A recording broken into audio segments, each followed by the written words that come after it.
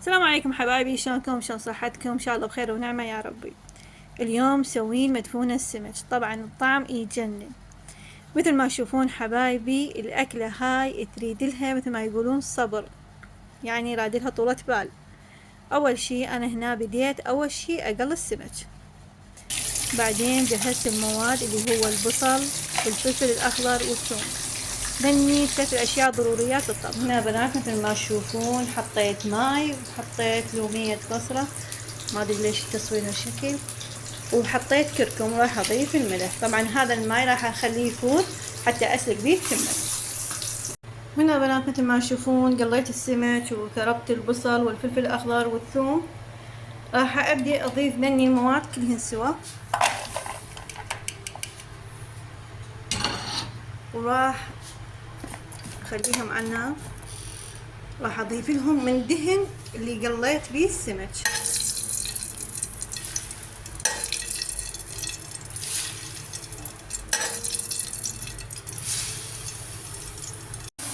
هنا عندي حطيت بهارات اللي راح استخدمها المدفونة السمك. عندي هنا أنا شبنت يعني كمية حوالي 4 خواشي. عندي بهارات السمك اللي أنا أسويها، طبعا هاي البهارات أنا خاصة بي أنا أسويها. وعندي لومي بصرة 3، كل لومية قسمتها بالنص. وعندي هيل وعندي الزعتر. وإذا عندك نعناع ضيفي نعناع بعد وياه هم يصير كلش طيب، بس أنا ما عندي نعناع فما راح أضيف نعناع وياه.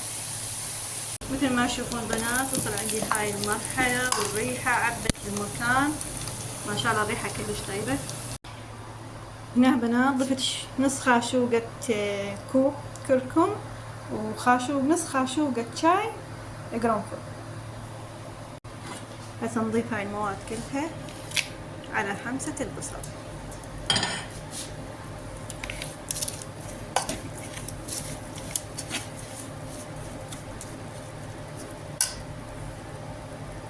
وهسه بنات شوفون الماي صار في مرحلة الغليان. طبعا هو قاعد يغلي هسه بس على الخفيف لان نصيت النار. راح اضيف التمن.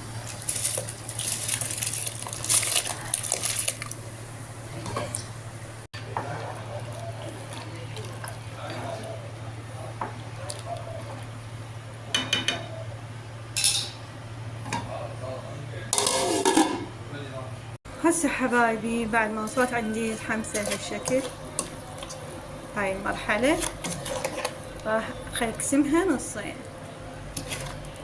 اما راح اخذ الاغلبية يعني، واخلي حق اسوي يعني ورق السمك بنفس الحمسة اللي حمستها. شوفوا بنات، هذا اللي اخذته الاغلبية، هذا اللي خليته حتى سوينا بيه مرقة السمك. وهسه راح نضيف خاشوقتين معجون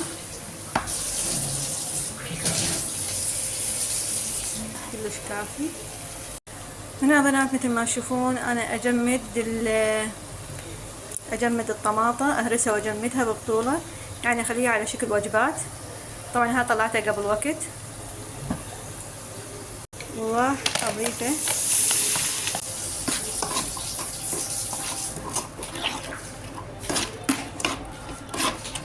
راح اخليه ينحمس سوا. طبعا منصي النار خليتها على الوسط، وبعدين نضيف الماء إليه. طبعا بنات انا ما بدي اطول الفيديو عليكن، قاعدة اصور لحظة بلحظتها. شوفوا هذا التمن، يعني عندي لازم يوصل بهاي المرحلة، يكون حب نثر نص استاو. يلا نضيف له باقي الحمسة.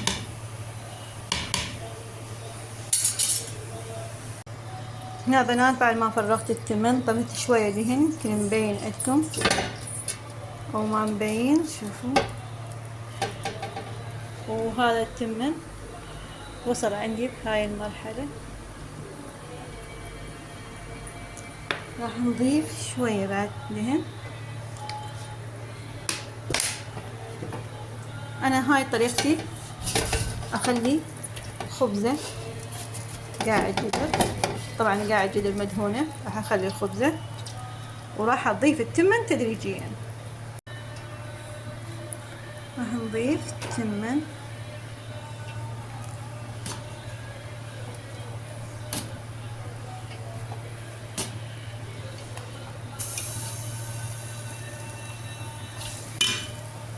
هنا بنات ضفت نص التمن وحطيت السمك، راح أضيف الحمسة فوق. طبعا أنا قاعدة أصور لحالي في نفس الوقت كاظة التليفون وقاعد أطبخ. طبعا هاي طبخة كلش لذيذة وطيبة، حيل طيبة،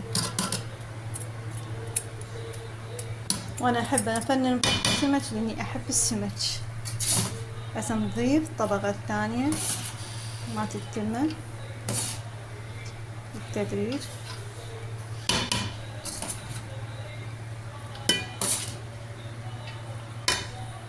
هنا كبسنا التمن، طبعا كبسته حيل مثل ما تشوفون.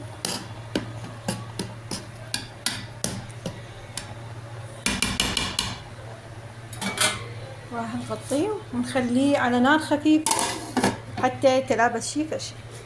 وهنا المرق مالنا شوفوا هاي حميته، طبعا الريحة ما اقول لكم تجنن. زين راح اضيف لها من ماي سلق التمن، جربوه بنات، يعني ماي سلق التمن بلومي وبكركم زين، وبنفس الوقت مملوح، يعني ما تحتاجون تحطوا له ملح.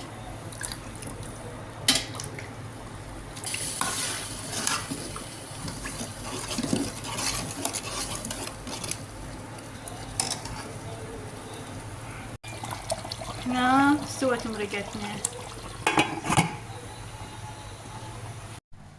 هنا حبايبي بعد ما استوى التمن، يعني اخذ له اقل شي ربع ساعة على نار هادية، يعني بغيت اني اقلب الجدر طفى عندي التليفون. بعد ما قلبته يلا عرفت ان التليفون طافي فما سجل هذا الشي. فوصلنا لهاي المرحلة، فما اقول لكم الريحة والطعم يجنن. اتمنى بنات تجربونها، اكلة كلش طيبة وسهلة وما رادلها يعني اي شي، بس شوية صبر، يعني راح تسلقين التمن وراح تحمسين اكثر من مرة. وهنا نوصل نهاية فيديونا، وسهمنا وسهمكم العافية. مع السلامة.